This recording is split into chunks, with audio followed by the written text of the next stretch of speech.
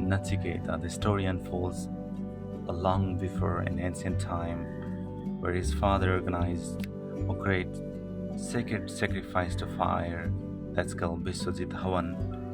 On that sacrifice, his father was donating all the old and merciless cow, and seeing at this, his son tried to bring him back into the awareness and said, "Who are you going to donate to me? To whom are you going to donate to me?" For three times, and out of anguish and anger, he said, "To the Lord of Death." And Nachiketa was so innocent and so determined that he started asking that, "Please send me to the Lord of Death," continuously. And out of suffering, or no way that he could do now, because he had already uttered his word in anger, and his son was so dedicated to commit that word. So it is said that he went to the Lord of Death, Yama, and for 3 days without any food and water, he just waited on him because Yama was not in his home. And later, when Yama came back to home, Yama responded him and said, like, "Sorry for not being able to welcome you, and that's why I want to give you 3 boon and blessings. If you ask me, I can offer you that blessing." And Nachiketa, at his first wishes, asked that he and his father would get calm and content and relaxed, and this was said by Yama, "Tathastu," so be it, and that was happened. For the second, the Nachiketa asked that, "I want to know the second invocation to fire. How can I invoke the Yajna Havan? Because you are the knower of all this knowledge and wisdom." So with his, again, Yama's blessing, this was also realized by Nachiketa, and his third wishes was that everybody talks about there is even life after death, so I want to know what actually happens after my body dies, and I want to realize what will happen after death. And at this time, Yama reluctantly says that, "I think I cannot offer you this insight because even the God haven't been able to comprehend what will happen after the death, so I can offer you any material thing, that whatever you wanted, all the prosperity or kingdom you want, then I can offer to you." But Nachiketa was so determined, such steadfast and resolute in his commitment to understand what will happen after the death.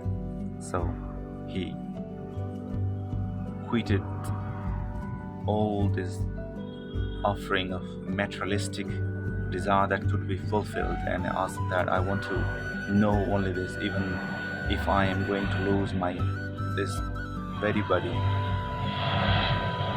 And it is said that with his soul dedication, Yama was ready to offer him the blessing, and this was blessed, and he was realized while being in the body what will happen after the death. And it is said that later he came back to home as a Jivan Mukta, someone who is realized while being in body. In our story of life, if we be able to understand the death while being alive, then it will certainly unfold profound dimension in our life. That is how we need to understand our life. Samay and Kal, time and death, are synonymously used in Sanskrit. As the time is only defined because there is a death, it is the gap between the death and birth.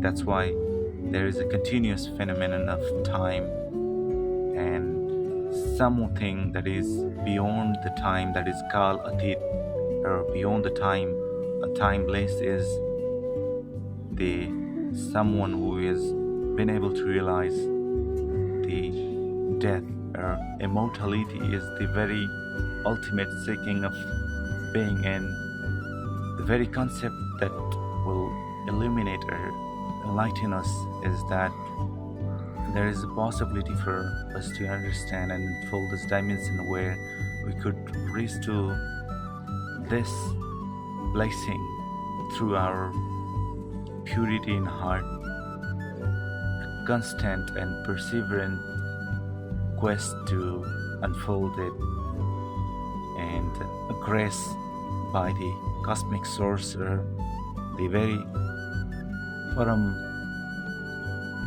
source, or the Paramatma. Then at that time we realize, may this day be a blessing to all, because this is the time where the Lord of Death, Yama, is celebrated, because it's the fifth day of Yama Panchak. And Nachiketa, whose name signifies itself negation, Chitta, and Keta is desire or attainment. So, someone who has detached from all the materialistic desire and comfort to attain or to comprehend the ultimate seeking of life, that is Kal, while being in time, Samay and Kal. Samay Chakra is a cycle of time, and in that cycle of time, you can circumambulate yourself and transcend into the Kal Atit, that is also called Mahakal. This is the grace that is often offered by the Lord Shiva. That's why let be this an opportunity to explore